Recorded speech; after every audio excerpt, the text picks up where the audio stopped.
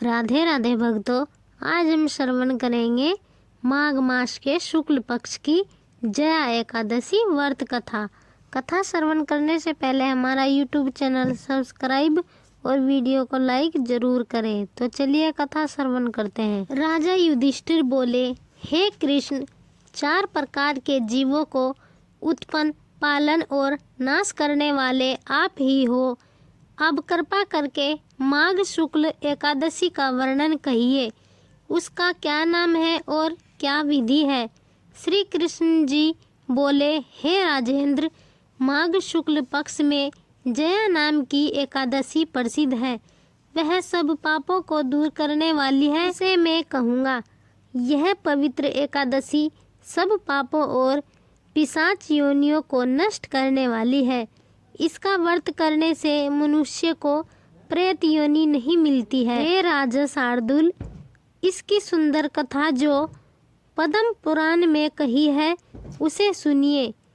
एक समय इंद्र स्वर्ग लोक में राज्य कर रहे थे।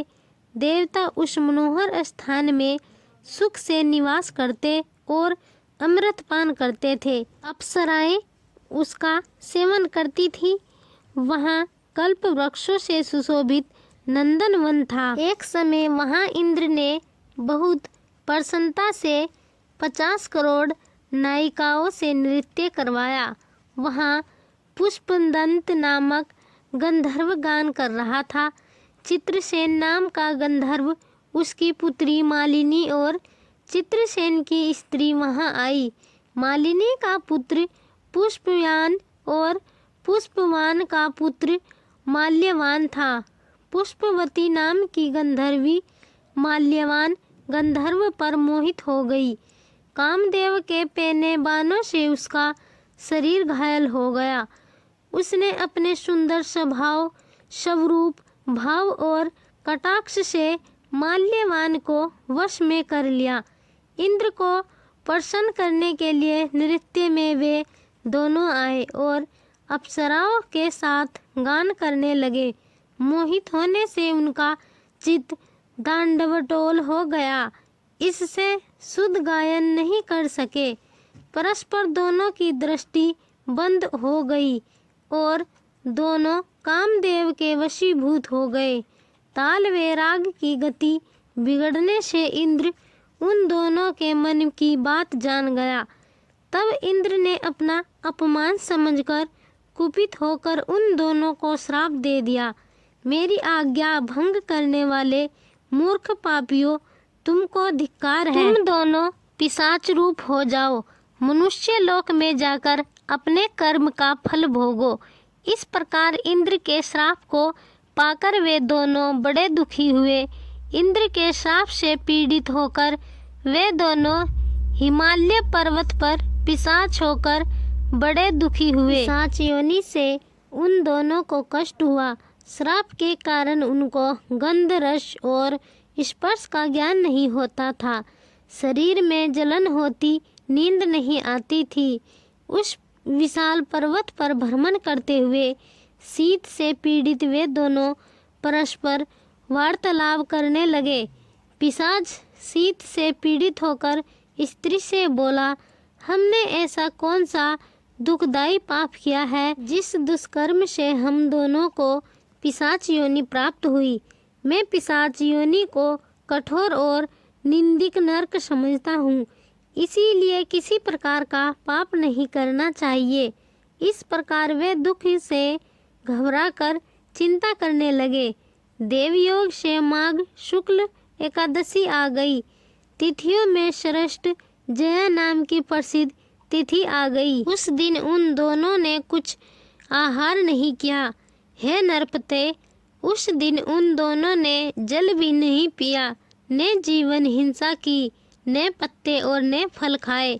वे दोनों दुखी होकर पीपल के पेड़ के पास बैठ रहे। उसी तरह पड़े हुए उनको सूर्यास्त हो गया। रात जाड़े से कांपने लगे और जड़ सरीखे हो गए।